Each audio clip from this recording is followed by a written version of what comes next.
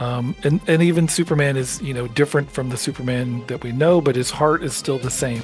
Hey, this is Jason Aaron, and you're listening to Dom of X. Good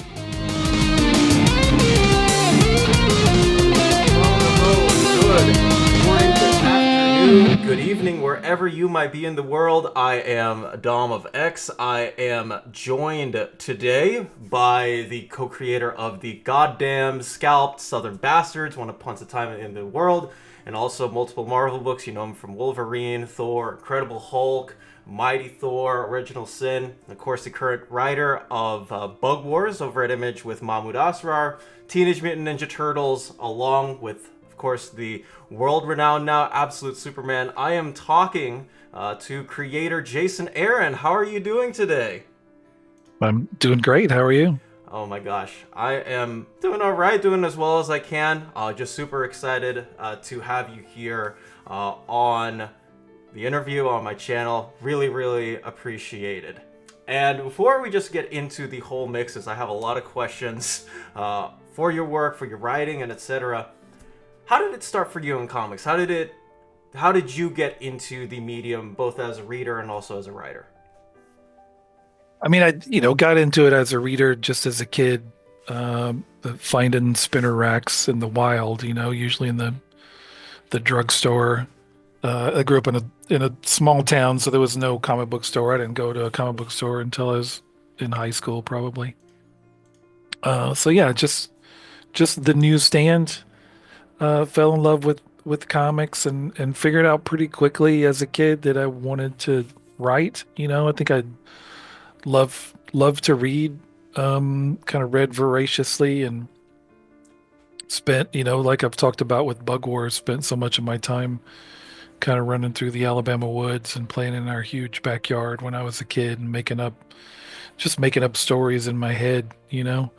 Like I remember I could usually not sit and watch an entire football game because I'd watch like the first quarter and I'd run out and kind of be making up the story of my own game in my head. So I think just storytelling was the thing I gravitated towards and figured out pretty quickly that, people actually write comics as a job. And I remember saying as a kid, that's what I wanted to do. As a child growing up in small town in Alabama, I had zero ideas it's to how could ever possibly achieve that goal. So it took me a while to get there, but that's what I wanted to do all along. That's so cool. And now obviously you're getting to write Superman both for the main DC universe and sort of your own spin on him, and it has to be surreal for you, I think, right? Yeah, for sure. I mean, Superman was one of those characters who was a big part of me getting into comics in the first place. I think, that original film was really big for me. The Super Friends, the Superpower show in the 80s, like all those are really huge for me.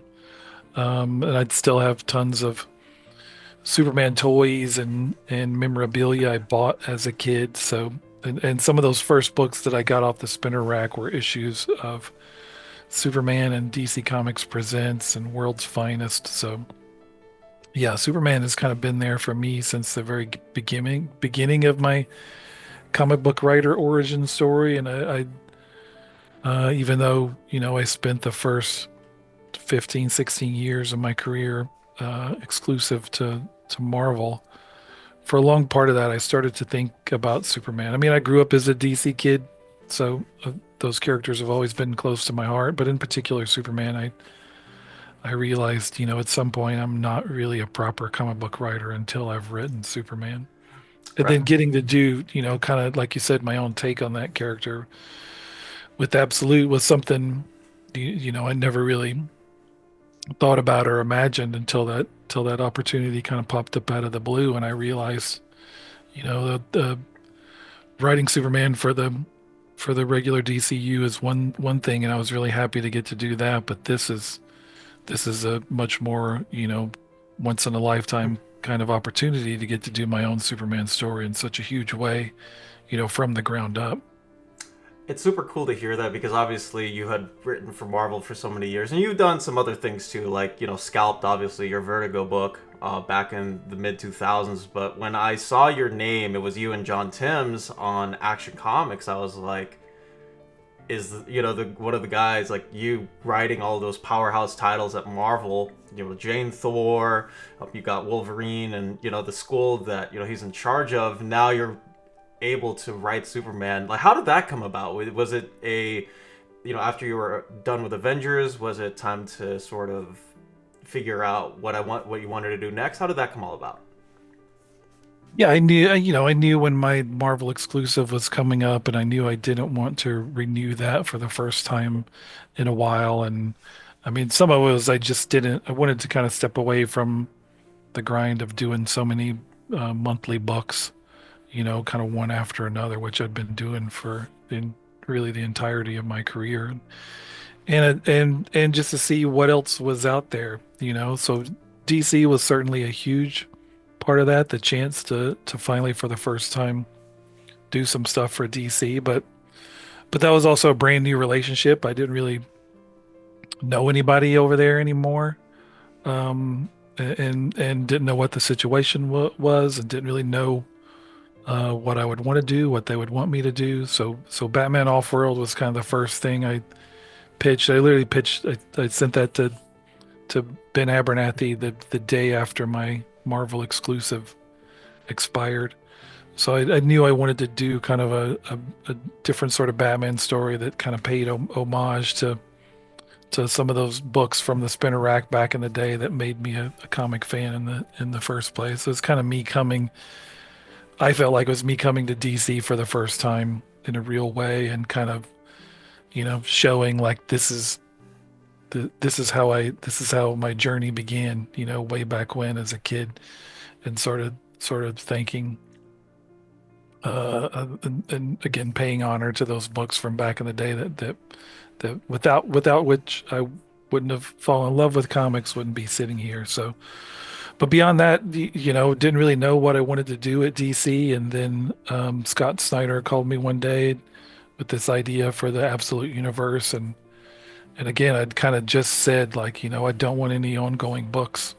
But pretty quickly I realized I can't say no to this opportunity, because it's not usually, as a freelancer, you have to remind yourself like, look, if you can say no, these characters aren't going anywhere. And if you just keep doing good work, those opportunities will come back around. But there are opportunities like this that you realize, well, if I say no to this one, this kind of the chance to do this kind of Superman book, it's not gonna come around again.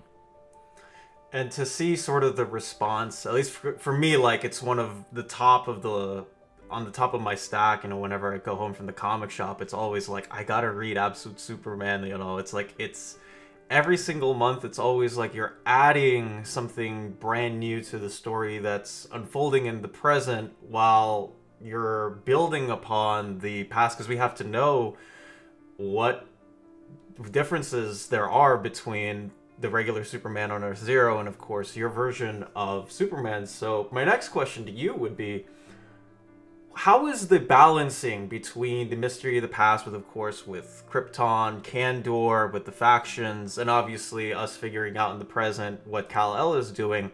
How do you balance that off in every single issue with giving people uncovering more of the mystery?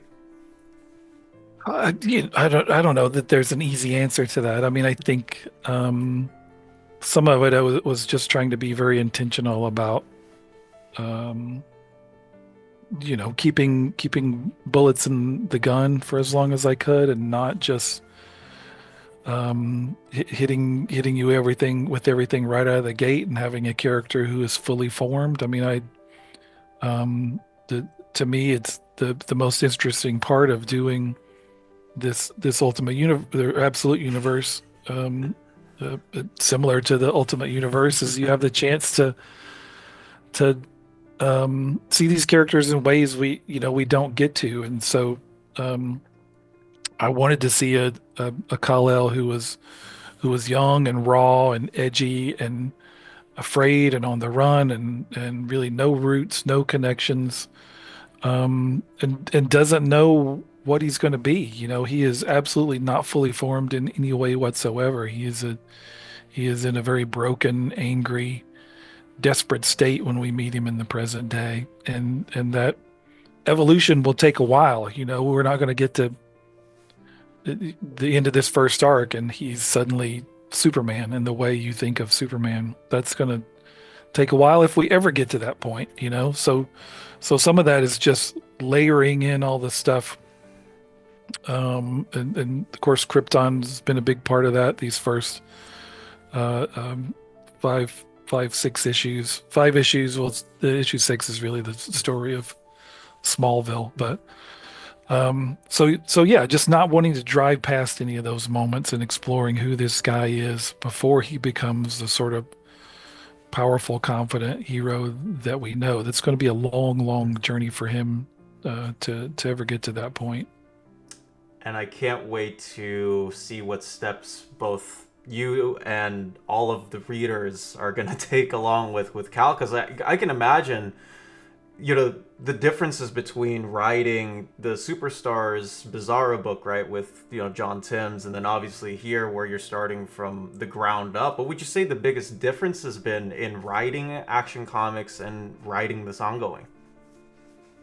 I mean, they're just two very, very different versions of the same character, right? Or two characters in very, very different places in their lives. I mean, the Superman of the DCU is part of this extensive legacy of heroes and has a massive family, literally and figuratively, of other super characters.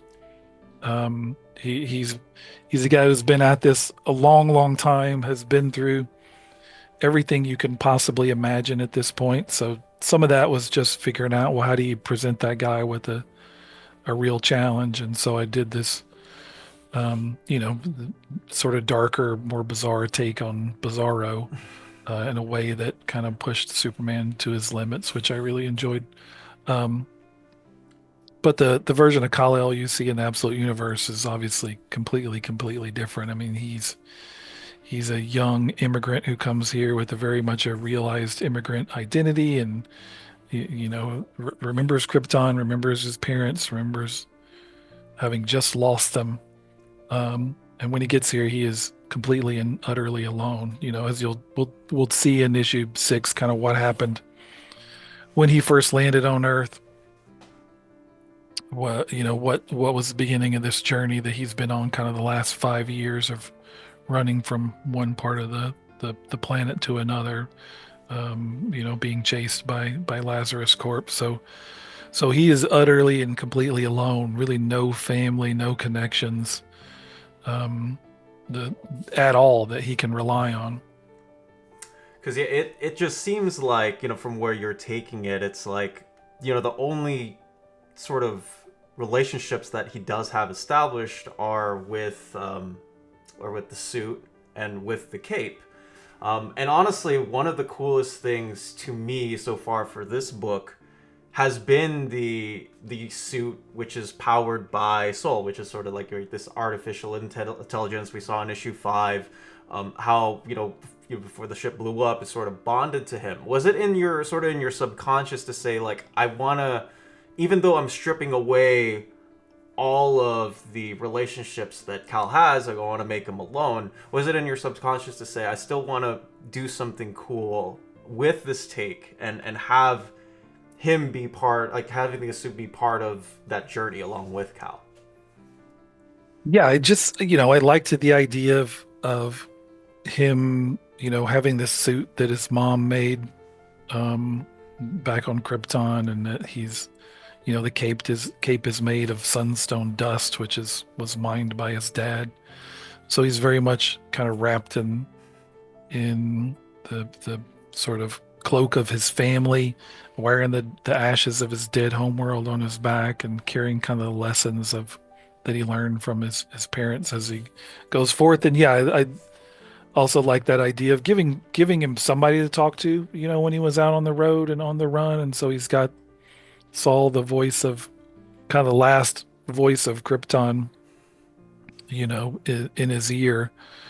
I don't know if you'd call him a friend exactly. I mean, I think we'll explore kind of more about their relationship as we go, but Saul's also kind of the only person who's trying to kind of look out for Kal-El and tell him like, don't get involved.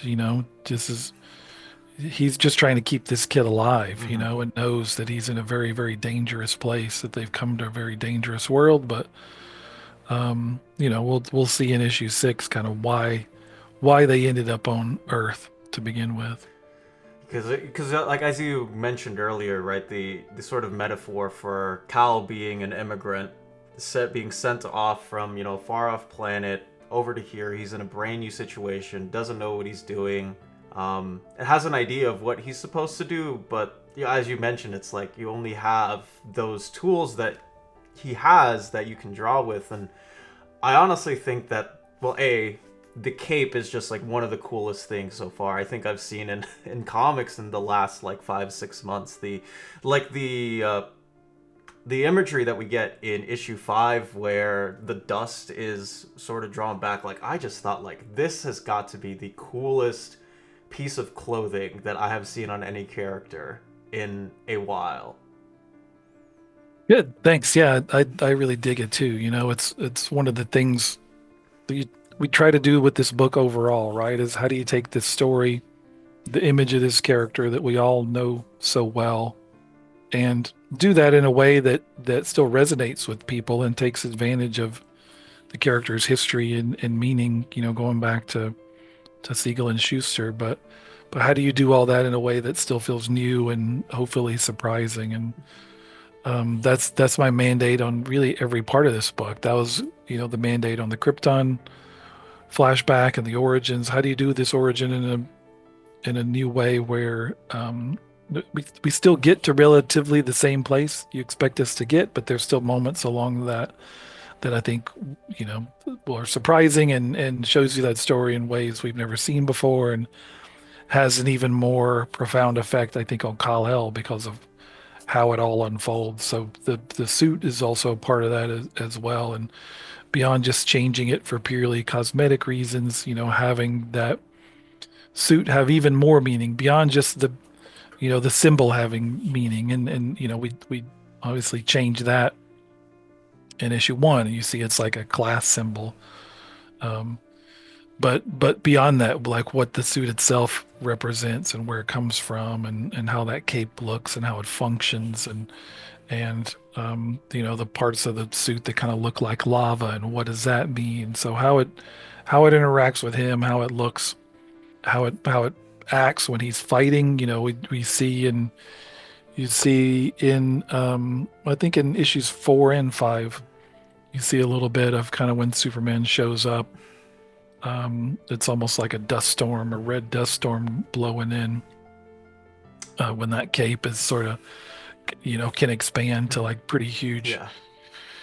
degrees, and then can also, function and not just protecting him, but we see it kind of protecting Lois when the two of them are in trouble. And so the kind of still only scratch the surface of really what the suit can do, and how his powers are different than what we know. Those are still developing. He's only been on under our yellow sun for like 5 years. So if you compare that to like the classic Superman that we know, he'd still be, the super toddler who's like picking up the car, right, as a Right. baby. Like, so he's still just developing. He's still in my mind like the Superman who leaps tall buildings in a single bound. He's not flying around floating Mm. effortlessly like we're used to. So his heat vision is still a work in progress, and we see it when he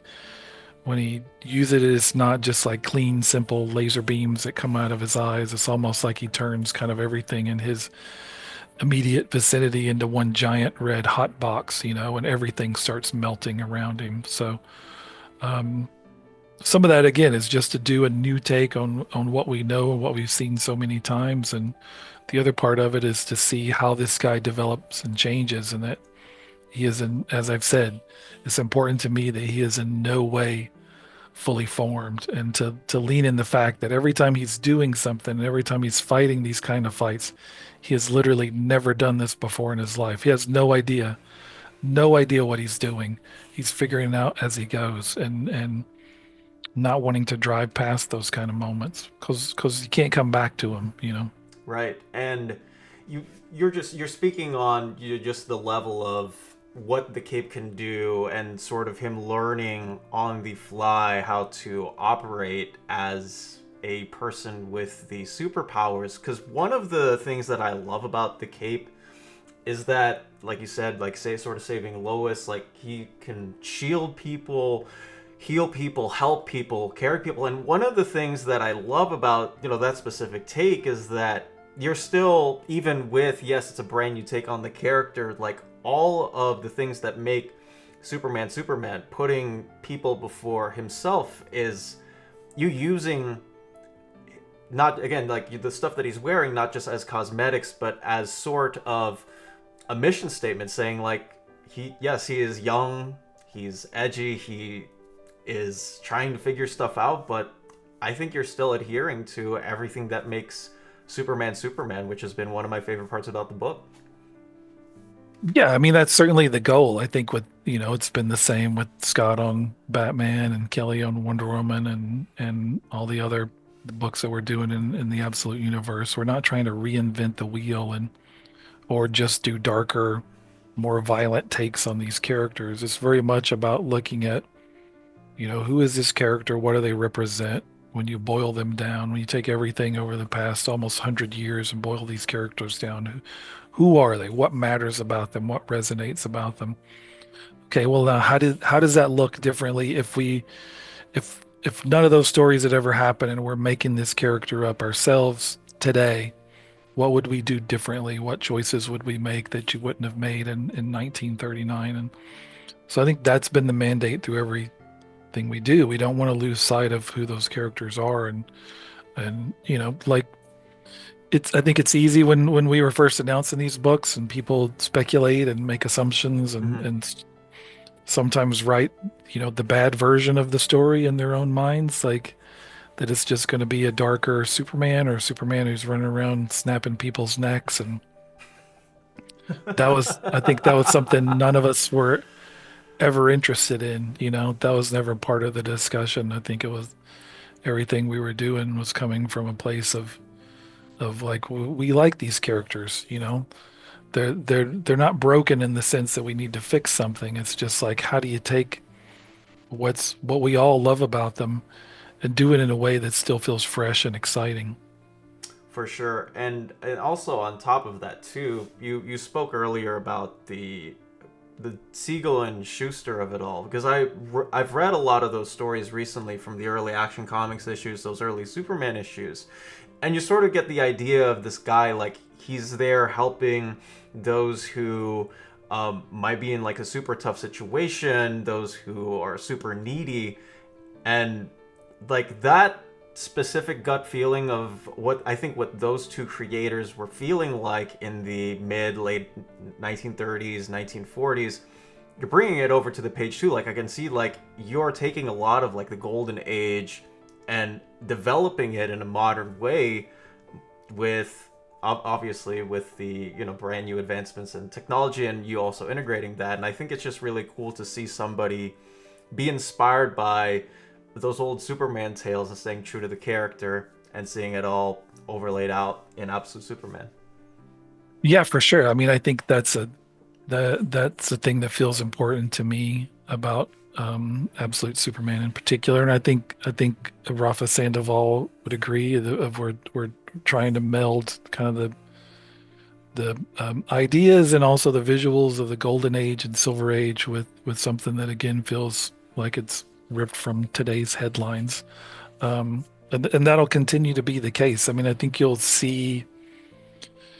I don't know. I always hesitate to like how much do I want to say about what's to come or not say, but I think you'll continue to see like as Superman grows and develops, sort of the book continues to the stakes get bigger, the scope of it gets bigger. I like that golden age idea of Superman as kind of the champion of the oppressed, Mm-hmm. and get into a Superman who's kind of a little bit more scaled down and raw in terms of what he can do physically. In the same way, I dug that when Grant Morrison did the kind of Bruce Springsteen, the young Bruce Springsteen, uh, blue jean wearing Superman in Action Comics years back.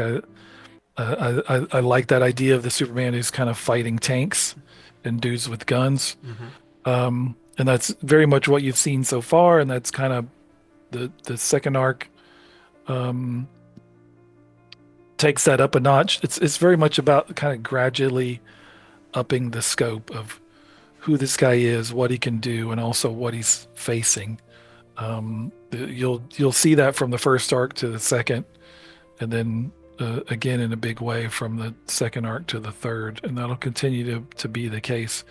But again, doing that in a way that's gradual, and we don't, I don't want to go from this kid kind of still being fresh to the shores of America, and then the next issue he's fighting a giant alien sun eater or something. Like we're gonna earn our way as we build towards that kind of level of Superman.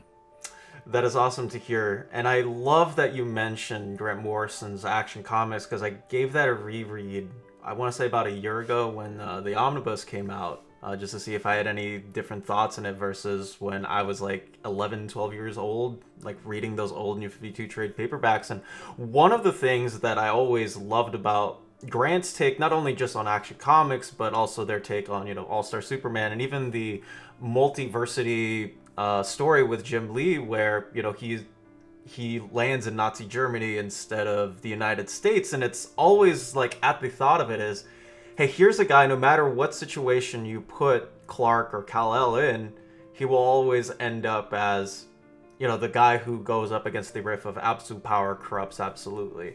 Right. And just it's just sort of a beautiful thing to see creators like you, Mark Waid, and others, where you're writing Superman, and it's like we want him to be the champion of those who have been repressed or oppressed by whatever forces or institutions ails upon them. And I mean, I'm reading through like issue 1 and how you get into the different classes that Krypton has, and you just putting that all out there. Like it's clear that the mission statement is very much so that, and it's super exciting to see. Yeah, if anything, I think Superman's effect is more profoundly exactly what you're saying in the absolute universe, because there's no kind of history of people like him in this universe, right? Like we we haven't fully explored sort of the actual, history of the absolute universe in terms of what was World War II was like. What were what had been the past decades, and the history of superheroes in this universe. But I think you can already assume there's nobody else running around like Superman, Batman, and Wonder Woman. When they show up, they are profoundly new, and everybody's like, "What the hell is that?"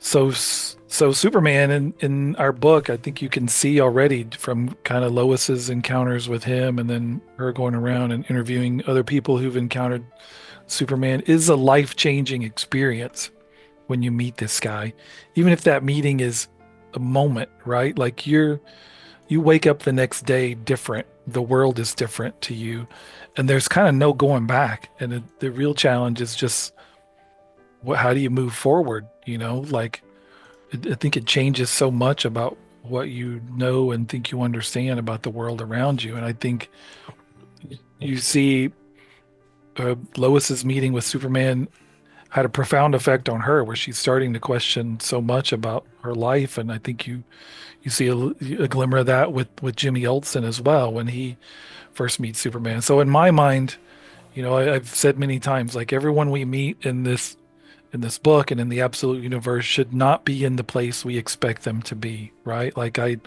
didn't want to do Absolute Superman #1 and open it with Jimmy and Lois working at the Daily Planet and sort of the pieces in the places where we know they're quote unquote supposed to be, right? And nothing is where it's supposed to be, and nothing went how it should have. Like this universe is broken and corrupted at its heart. So everything is wrong.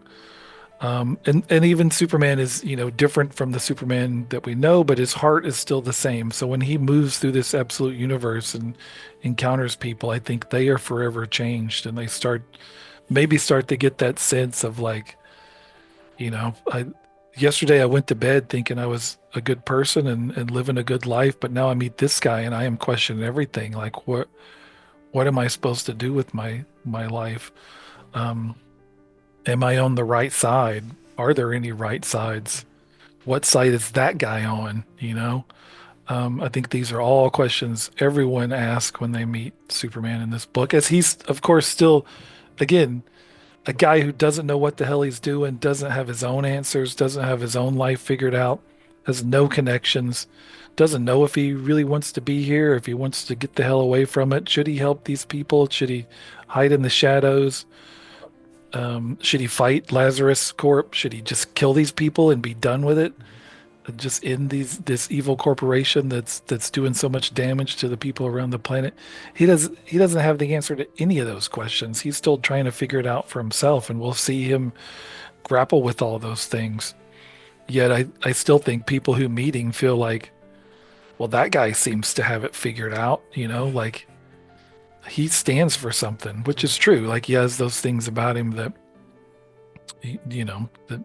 the lessons he's learned from his parents and lessons of growing up on Krypton and things that are important to him. But he's still himself trying to figure it out.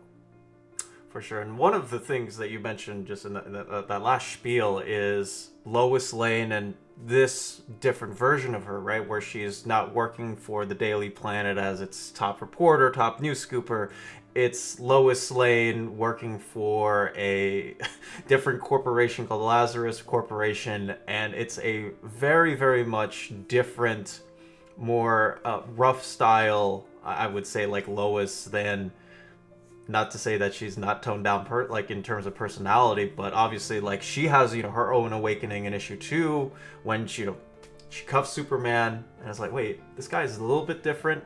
And then she goes on and writes the report and it's like, wait, I don't want to write this certain part. I want to do it in my own voice. And something I also noticed there too with Lois was sort of like the Brainiac of it all, right? The Brainiac behind that, and her deciding to attempt to write a different report with her own voice, sort of instead of being carried out by this computer. And it reminds me a lot of the situation I'm in currently, because I'm in college.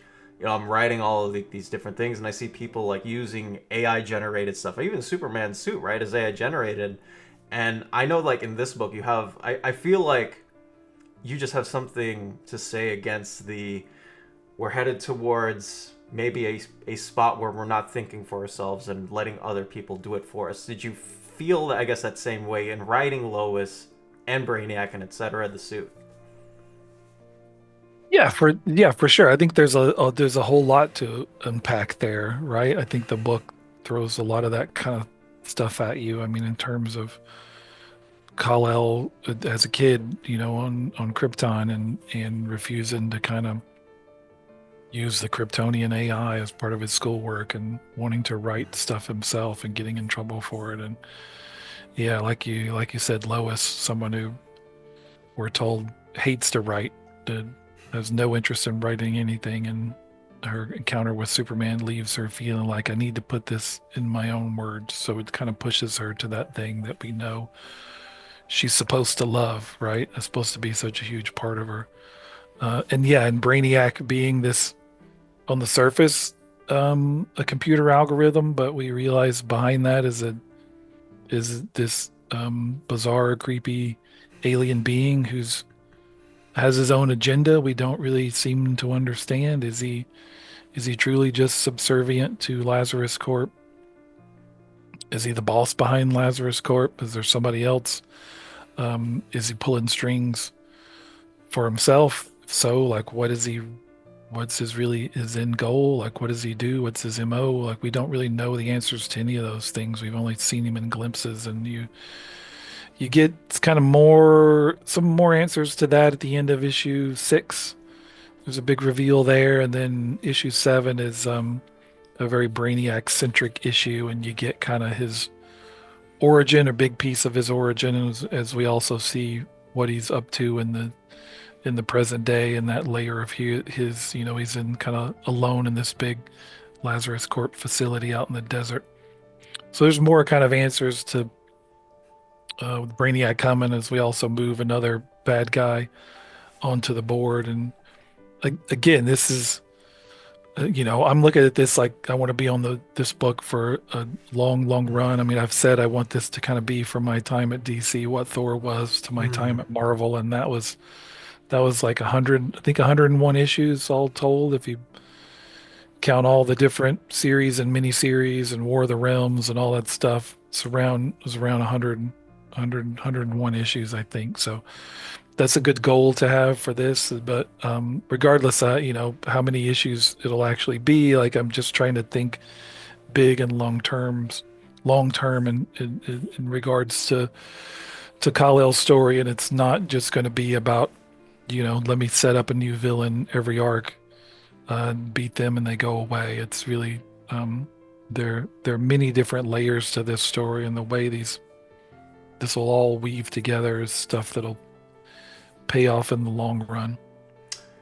That's gonna be awesome. I would just like to quickly say I hope your run lasts for 1 million issues, so we get an absolute DC 1 million event. I think that would be pretty cool That'll for be you. a lot of double shipping. That might kill me.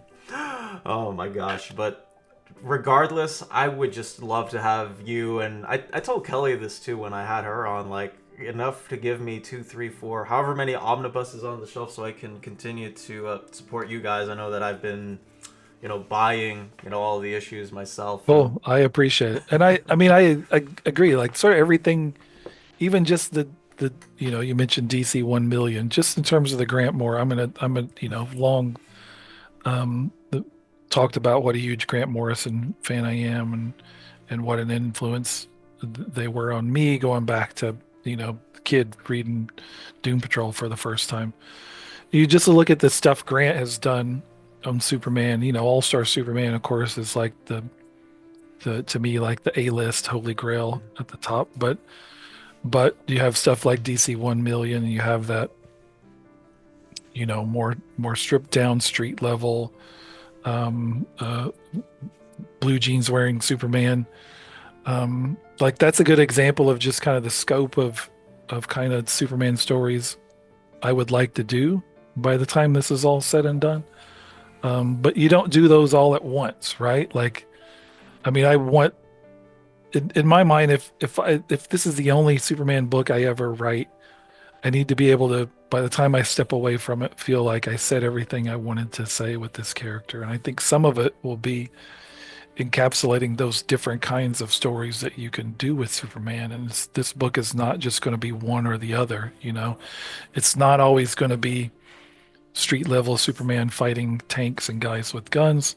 It's not all going to be, stories on the level of DC 1 million. It's going to be that and everything I could possibly cram into it over time. I want to do all those different kind of Superman stories that you can do with this guy in this one book. And again, savor them all and not drive past any single one of them, and make this sort of the be all end all of what Superman can be. I can't wait to see that, because obviously I think one of the coolest things about Superman just as a character, like I've heard it from so many people, like how can you write a guy who like has all of these different superpowers, like oh, he's just gonna beat everybody? And I'm like, well, shouldn't that, even if that was true, which I don't think it is, well, doesn't that mean that you can get more creative with all of the different aspects of the character that you can pull in, whether it's through his personality, or his time on the Daily Planet, or maybe strip away something, or just like look at the facet of his character, right? I just find it so interesting to see what different people have to say about Clark or Kal, just as a character, and the endless amount of stories that I think you can tell with his skill set, his powers, and his mission, his statement. Like, Sure. Well, I mean, I think you could say the same thing about Thor, right? He's the maybe the strongest hero in the Marvel universe. He's a god, which sets him apart from so many other characters around him. But I mean, if anything, I leaned into that, right? When I was doing the book and leaned into what made him different from all the other heroes and what that meant in terms of him having been around, been alive for so very long before um the book was taking place, and it's going to be around for so much longer beyond that. And leaning into that idea of this guy's lifespan is so far beyond any of the other heroes he's friends with in the Marvel universe, and what he can endure and come back from is so much bigger and greater. And it's like, how do you play to that? How do you do stories that take advantage of that epicness, but also that are a challenge to him, and that can, you can hurt him when you need to, and what's important to him, and how do you do stories that deal with that? And with, Thor, it's about, for me, it was about worthiness and about his relationship with his father, and about his relationship with Midgard, and Superman's, the same way. It's like, just because the guy's so strong and powerful doesn't mean you can't do stories that challenge him, especially in this absolute universe where that challenge is baked into the nature of the universe itself, right? And you already got a character who, as I've said, is more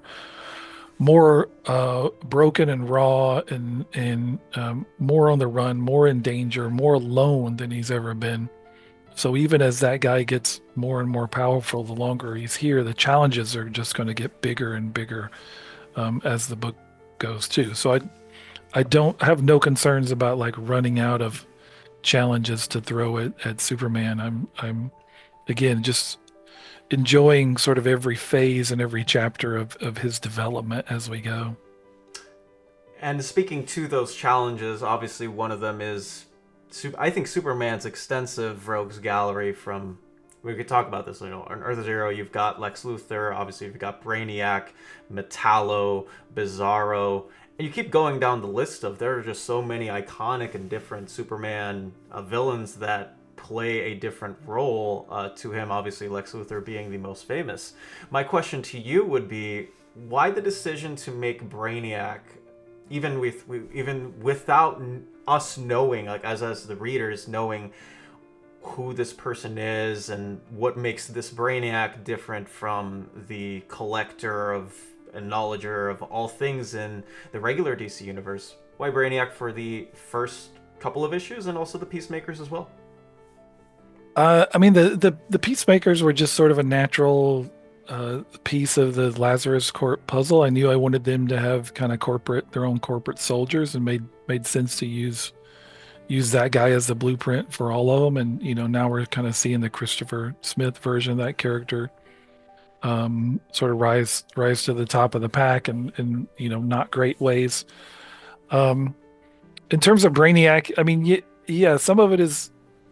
I mean, again, I wanted this book to feel new and fresh and unexpected, and so there's still a villain at the heart of it that we haven't seen yet, who's not a villain we normally associate with Superman. But I also wanted there to be characters that we do normally associate with him, and eventually, we eventually got to Lois Lane and Jimmy Olsen, and I like the idea of Brainiac as a big overall piece, that I kind of just wanted to seed a little bit in the background from the beginning. But his part in the story will get bigger and bigger, as we go. And again, it's also about taking the core parts of that character, and I love that, just the image of him, exactly like you see there. That's kind of classic image of him with a room full of bottled cities, shrunken alien cities. But you can even see in what we've shown you so far, his kind of relationship with them is different, and that they're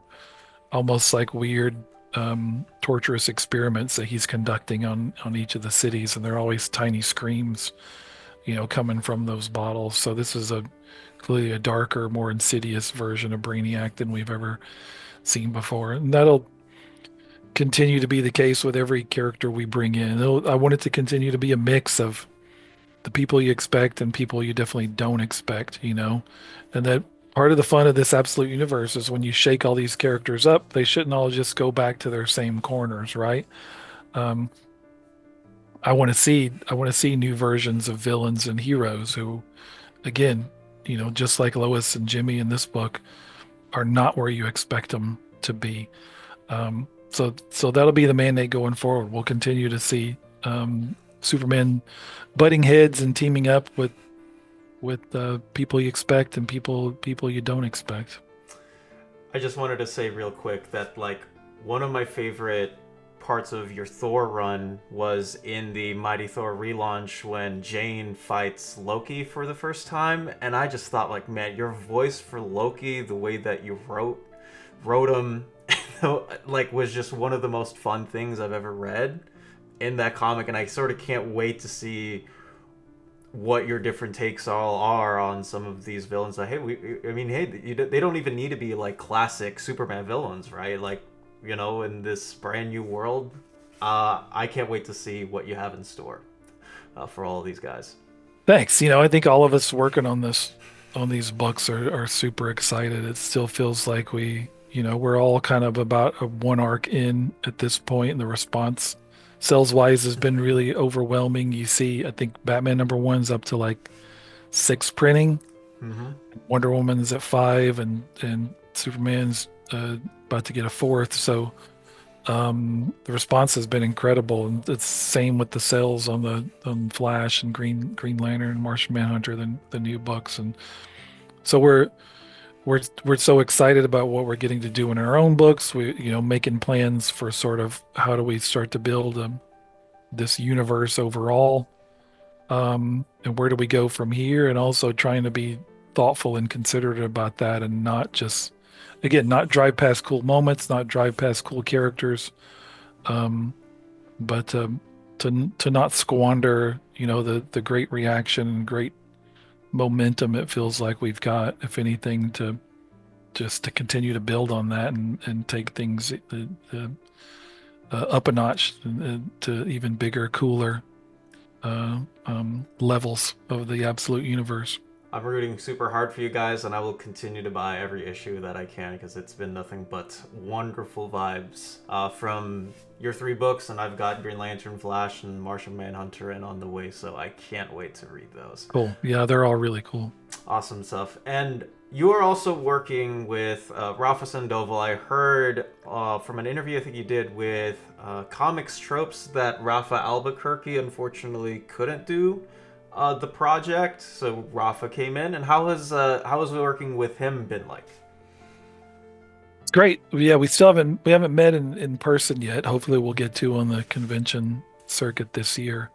Um, but yeah, Rafa has been incredible to work with. He's obviously done lots of DC stuff before, done lots of Superman stuff, but I think he's from the jump kind of really embraced the idea of getting to do his own version of Superman, and the Raphael Albuquerque had done some early designs of the costume when we were first talking, and then Rafa Sandoval kind of took that and did his own version on it.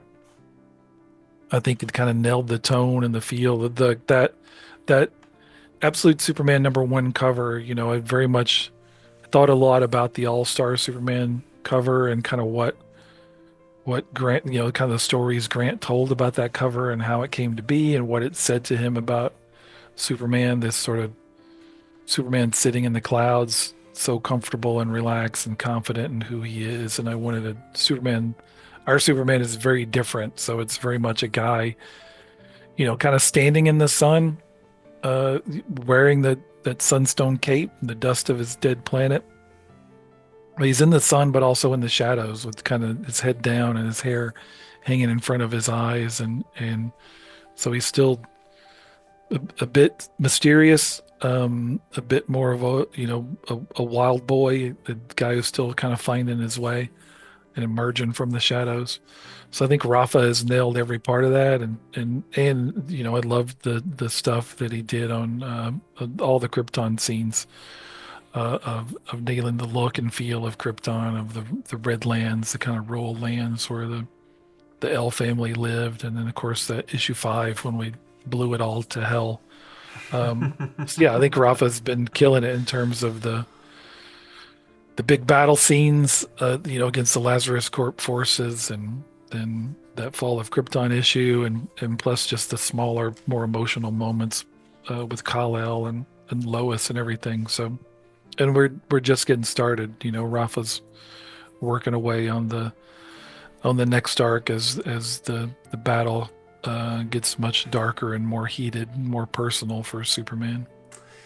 Awesome to hear. And one thing that I also love about just sort of the distinction, not only with Rafa Sandoval and all the action scenes, sometimes I'm looking at it and I'm like, it's lettering, on the action scenes as panels, and you can see the punches being thrown or just anything in them, and it's like it's coming at you and it feels raw, it feels real, it feels a lot like, like we mentioned earlier, the Seigel and Shuster Action Comics and Superman issues. But one thing that I love about this book too is some of the color distinctions that Ulises Areola is also doing with, say, like, I'm reading the first issue, and there's a clear distinction between the sort of like more vibrant colors that you get with the scientific elites, of the top, and then you see the miners working, and it's a lot more dour, it's a lot more grounded, and I just love the distinction between all of that in the book. Yeah, I think that the color has been a big part, especially of the Krypton scenes. Like I wanted it to feel very alien, like lush, but very alien. And then green became a very, very specific color of just for death. Like the not life. So there's no green plants on Krypton. When we see green, it means people are about to die, and I think that'll be a continuing motif for the book going forward. So yeah, Rafa and Ulises have been a really dynamite team in terms of all that, and I think made one of the most gorgeous Superman books we've seen in a long time. They're so good. And Carmine Di Giandomenico is going to be filling in for issue 6, and how has that fill-in been like? Awesome. Yeah, issue 6 is the like I said, the sort of story of what happened when the rocket ship really picks up from the end of issue 5. So even before the rocket ship landed on Earth, what was that journey like? What happened once Kal-El came here? What is his connection to the Kents? Who were the Kents? All those questions get answered in issue 6, and then Carmine is also doing issue 7, which, like I said, is the story of Brainiac, kind of Brainiac's origin, as we also see what he's getting up to in the present day. And last we saw Peacemaker Smith. He'd killed a bunch of people in Pakistan, and so we catch up with him and see what his state is as that all comes together. And yeah, that the issue 6 is, I think, another issue kind of like 5 that tugs on the heartstrings a lot. There's cool visual stuff in there that Carmine is doing just in terms of Superman's look and his powers, and then issue 7 is one of the darkest stories I think I've ever written for a superhero book. It's very, very dark and twisted, and strange violence in that one. So I think Carmine is getting to flex some very different muscles with that one, but they both look incredibly gorgeous. It's hard to say that issue 7 looks gorgeous because it's so weird and demented and dark, but it's darkly gorgeous, I should say. If there's anything that I've learned from sort of your work on Thor God of Thunder with Asad Ribic and the God Butcher, and also later obviously with the King 4 issue series, you can do dark pretty well, Jason. Like it gets to you. Yeah, I think I think that's been in my DNA kind of from the beginning of my career. Scalped and The Other Side were pretty dark books. Could I ask you some miscellaneous questions on some other stories that you have or have worked on, if I may? Sure. Yeah, of course. The Scalped omnibuses, I think, have been, it was super bad. I know like a lot of people personally who are getting them and getting to experience them for the first time. Was that sort of Well, DC saying like, we want to print this out and get that to you, or how did that all work out? yeah, that was really that kind of came from the first conversation I ever had with Marie Javins. Um, I think when I was first talking to him about doing the absolute stuff, I'd never I'd had not met Marie. We'd not spoken before, but she called me, and that was kind of one of the first things she said. I don't know if it was an enticement to get me to sign up for absolute. Um, but yeah, she said they wanted to do those omnibus editions of Scalped, and I was very excited and was involved. And Gara was very involved and sort of putting everything together. And I've always been particular about titles. I usually do arc titles, and then some specific issues will have their own titles.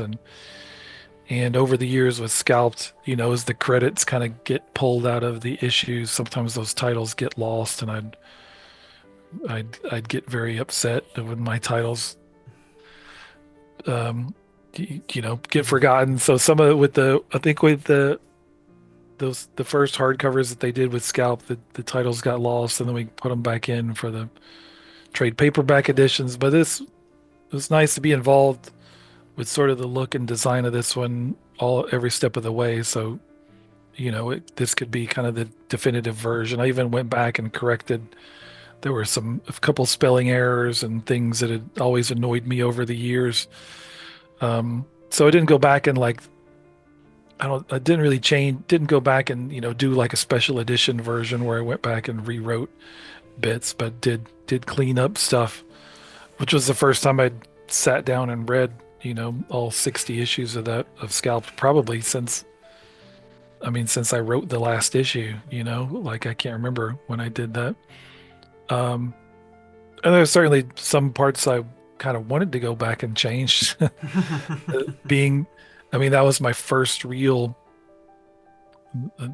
I think when I wrote Scalp #1, I had written The Other Side 1 and 2, maybe.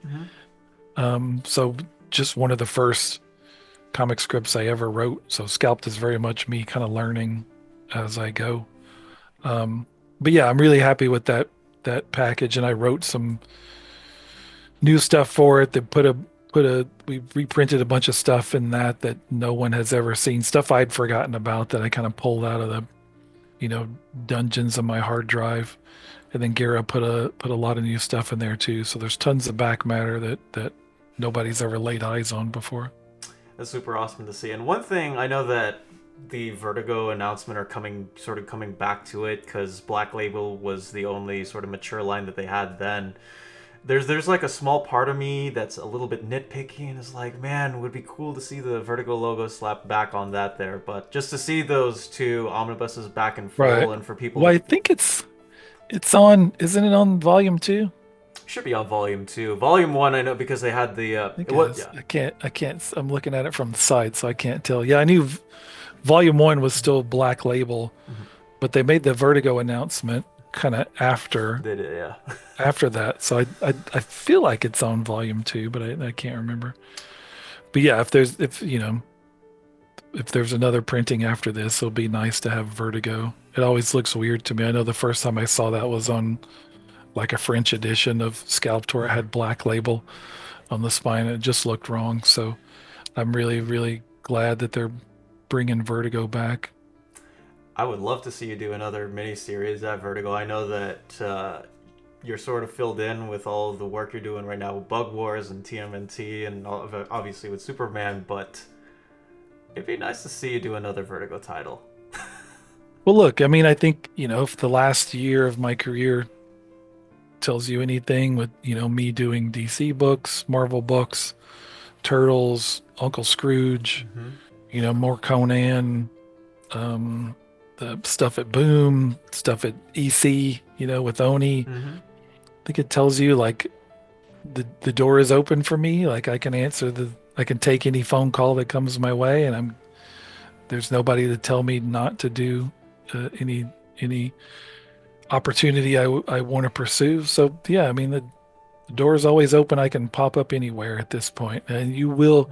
I can say I don't know if this year for me will have as quite as many surprises as last year did, and that I'm still working on Turtles and Absolute Superman. Like I've said, is a long-term commitment, and Bug Wars is kind of just getting started, and that's gonna want to be an ongoing thing too. So not as much room for me to do as many things this year as I did last year. But that said, there'll still be a few things that are surprising that come along this year.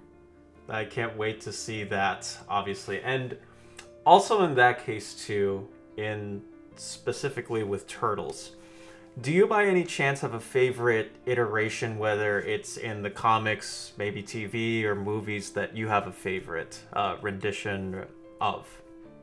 Yeah, I mean, to me, it was always that original Mirage Studios book. Like that's where I first discovered the turtles and fell in love with them. So before the films or toys or cartoons or anything, it was just that original black and white book, which I always loved.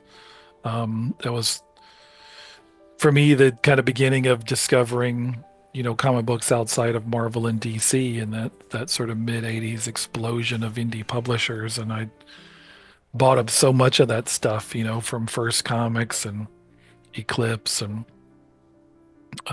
like so many of the long boxes here in my collection are full of, in particular, books from the 80s. I feel like at some point before I die, I may own every comic that was published by anybody at any point in the 1980s. But yeah, so many of those indie publishers, whether it was like John Ostrander's Grim Jack or Mm-hmm. Tim Truman's Scout or Nexus or Zot.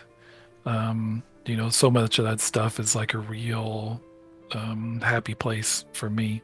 And Turtles was kind of right at the beginning, sort of the spark for all that. So to me, it's always been that original book. Is that when, phones comes to call when you started doing Thor God of Thunder with Asad Ribic? How was the process like in Marvel, sort of, I guess, asking like, hey, could you do this Thor? Because that came about with the Marvel Now relaunch initiative, where you had, it was you on Thor, Hickman on Avengers, and all these other different titles. So how did that come about, if I'm asking? I mean, the in those days, like when the Marvel Now stuff came together, it was really just like a lot of big creators were moving from one book to another, and then it's sort of quickly turned into everybody's moving, everything's changing.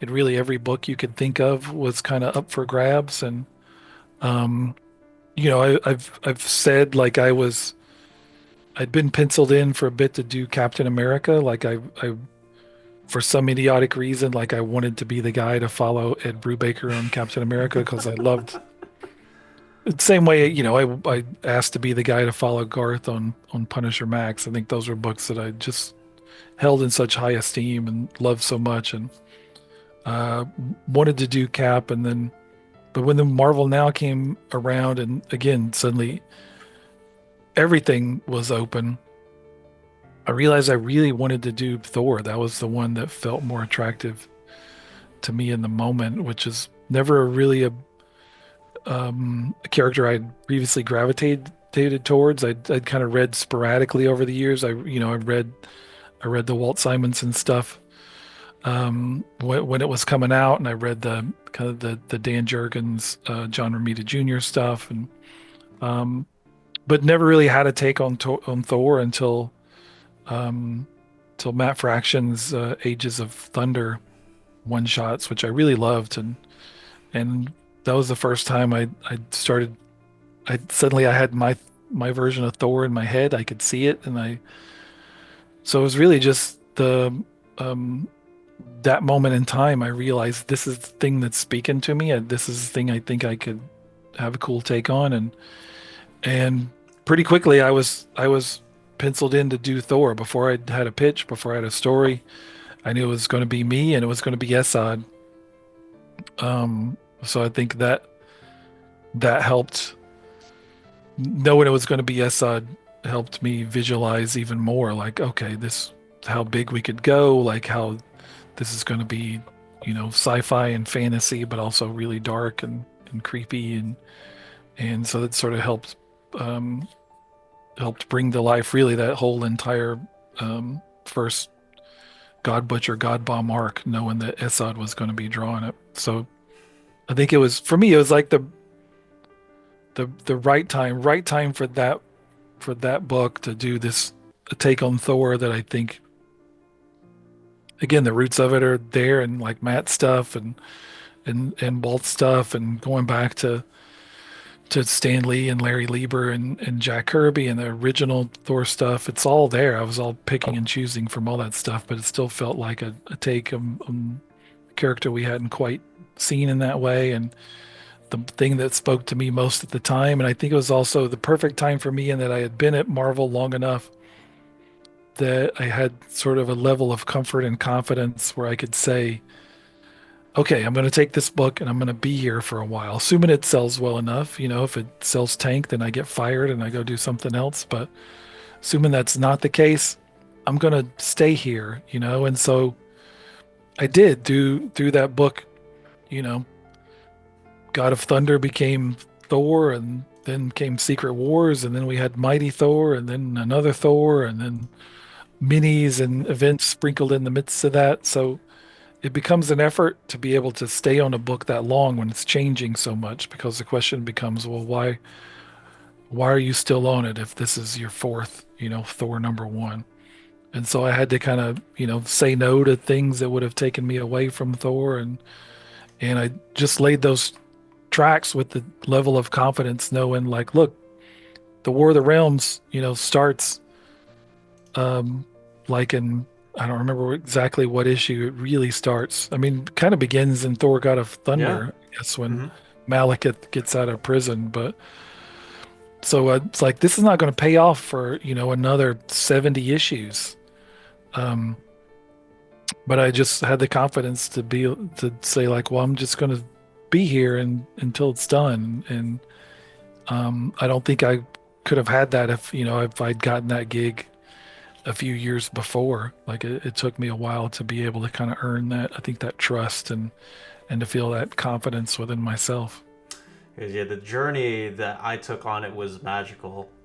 God of Thunder, the first two arcs were my first Thor stories that I ever read, and just Cool. sort of the way that you built all of that up while still trying to piece and figure out like, hey, like we're doing all of these different Thor issues, and then Secret Wars comes in, and you got to relaunch it again.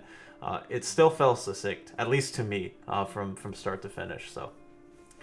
Good. Yeah. I mean, now you can get them in omnibus form and just read them like they're one big story. Yep. I mean, it's become complicated for me in terms of remembering the proper read order Hmm. of like how you should read things. If you're trying to read it, you know, digitally or in a way where it's not walking you Right. through it. Even I get confused. I mean, that's just one of the challenges I think of working, trying to do a long form story like that, and in comics these days, it's a lot harder than it used to be, and even harder in terms of like working with one artist over the course of that. Um, but I'm really proud of what me and Esad and Russell Dauterman and Mike Del Mundo and really everybody who was a part of that Thor run were able to put together. I think it holds up well in omnibus form. It does, because yeah, I have those two, not in this room, but they're the room I sleep in, and they're just absolutely, yeah, they're super big. Like volume two, I was like, I felt like I had to go back to the gym just to sort of read through it again. But I love Oh it. yeah, it's pretty, yeah, it is pretty hefty. I'm always impressed when people bring those to signings for me to sign, lugging them through a convention center all day. I will have to get you at a con to sign them at some point. So I'll try my best. It probably means I need to get back in the gym. And a couple more questions on Thor, if you don't mind.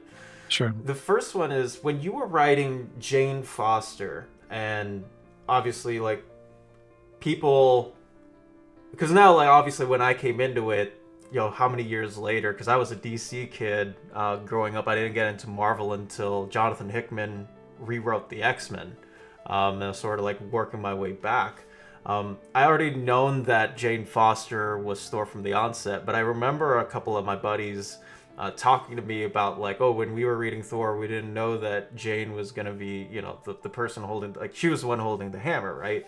It was sort of like this mystery that you had to unravel. Right. How did you figure out, I guess, how to pace and figure out like when to sort of reveal like, okay, like we actually know that this is Jane at the store.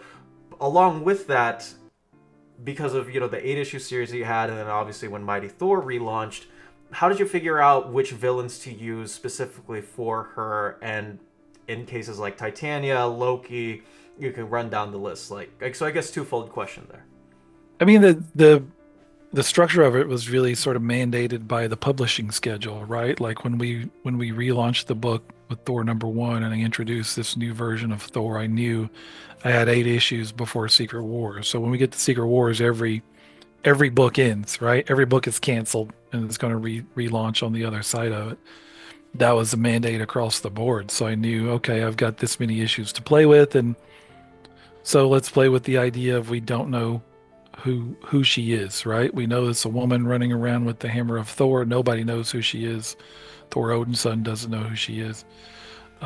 So let's play with that. And that was fun to do and to present different candidates and build towards the reveal of that mystery kind of right before Secret Wars. But I knew all along, like, well, it's Jane, and the real story is, you know, she's dying of cancer and going through chemotherapy and still having to become Thor, and that's neutralizing the effects of it. So every time she turns back into Jane, she's sicker than she was before. So I knew that was the meat of the story. That would be the status quo we'd get to. That was the thing I was most excited to get to, even though I had fun with playing with the mystery. But that was really just mandated by, look, I know I've got 8 issues, so what do I do for 8 issues? And that felt doing it that in kind of different stages of the story made more sense than just, okay, here's the new Thor, it's Jane, here's her story.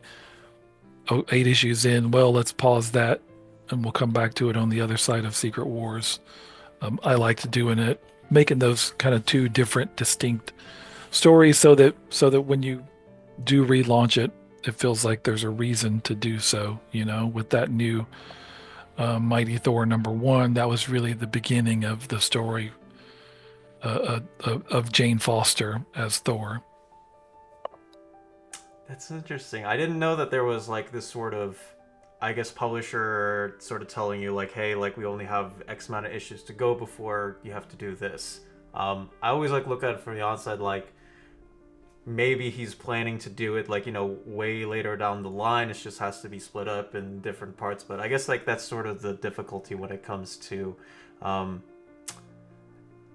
the mandates, I guess, for a better way. Yeah, if you I have to mean call it's it. just it's part of the nature of the game. Like you have to roll with punches like that sometime, and then there are times you it's usually not a mandate of like you have to tie into this thing or that thing. With Secret Wars, it was different. It was very clear, a publishing wide decision where when we got to that story, every book we were publishing ended, which was also one of the most fun Marvel retreats I was ever at because we got to sit around and make up ideas for, okay, well, what are we publishing during those months where you got all those different books. I did Thor's during that, which was really fun. So um, it's just part of the nature of it. Like you have to work within those sort of publishing mandates. With Thor, it feels like a situation we were able to turn lemons into lemonade, and then we did do those two very different versions of Thor's story, as you got the sort of guessing game of who she was before we got to Jane's story. That's super awesome to hear. And also, man, I can't imagine how fun that retreat must have been with, like, Jonathan Hickman. Maybe he's speaking like, hey, look, we're going to do like this whole end all be all thing. Like, I can't imagine how fun that retreat must have been for you. Yeah, I mean the retreats from those days were always fun. I'm such a huge fan of Jonathan's work. He and I kind of came along at Marvel together, like We were the two new guys there, um, back in the day. That's so awesome. His mind and mine work very differently. I mean, I think as with most people, Jonathan's mind works differently. So sometimes his pitches are, um, you know, he's speaking at it on a very specific level where sometimes we're all just trying to figure out like, well, wait a minute, what is actually happening? You can tell he's got it, whenever Jonathan is talking about a story, he's got it. He's got it in his mind. He's got it in his well diagrammed notebooks. It's just hard sometimes to listen to it and take it all in. So yeah, some of that retreat was just that of us all trying to figure out what is happening. And then from that, it was just literally we all sat around with a blank canvas and just made up books. Oh my gosh, that is cool. That is super cool. And last question on Thor. I think we can wrap this interview up. Odin's redemption, if you want to call it that, I think is one of the most interesting key points, not in just your Thor God of Thunder run, obviously Thor, but all like the whole run, right? Where it's sort of like he doesn't believe that this person can, whoever the new person who can wield Mjolnir can be Thor, and coming around to that and accepting of it. Was that always a plan when you were starting off with Thor God of Thunder all the way up till the end with King Thor? What the Yeah, I mean, I knew pretty early on in terms of Jane's story, like as the story began, I kind of knew this is how it ends. This is where her story is headed, and I knew Odin's part of that. I mean, Odin from the very get-go, again, to me, one of the things that's most critical, I feel, with Thor as a character is his relationship with his dad, and I think a lot about what Bruce Springsteen has said about his father, who he's talked about endlessly and written songs about, of like how his dad was both his greatest nemesis and his biggest hero. He modeled himself after his dad in so many ways, but also constantly butted heads with him and was constantly trying to get kind of his approval and recognition. And that's Thor and Odin, like they have a very complicated relationship. And it's same from Odin's perspective, like I think he is a villain at times, but also he's not a guy who doesn't love his son and want the best for him. And that played out, again through my entire run. And similar with Jane, I liked him being very much the villain to her in big ways, and he says some of the things people would say about the book. Odin's the one who points out, like, I named you Thor. You can't just give away your name. She can't be Thor. And that question is answered in the book by the story, by Jane and by Thor Odin's son and by the characters in it. And so I knew I was kind of building towards that. One of the moments I like most is when Jane dies and she's in Valhalla and Odin's there to greet her, and he's finally understands, like, it was you. It was you all along. Like, you were the one who stole the hammer. You did this. But then he acknowledges her of like, yeah, and you just saved my life. You just saved the lives of everyone I love and all the gods of Asgard, and kind of bows to her and welcomes her to Valhalla, to her, the eternal reward that she has just earned, even though we see that she's not ready to go. Mm-hmm. Very powerful story, and one of my sneak favorites, I would say, from your entire catalog of books that you've written. So thank you for that, and thank you for everything that you do for the comics fandom and the industry. And I'd also like to thank you for your time in doing this interview with me and talking to me about Superman and why we love him, and how those stories can be powerful to all of us. So thank you, Jason, for all the writing and everything you do. Cheers. No, I appreciate it. I love getting to do what I do, so I appreciate people people read, and especially, this past year has been great with the huge response to Turtles and to Absolute Superman, and then Bug Wars, was the top creator-owned book in February, and it's doing great. So I appreciate the support. We appreciate you. And that is it for me, everybody. I'm Dom of X. You be you. Take care and dominate the day wherever you go.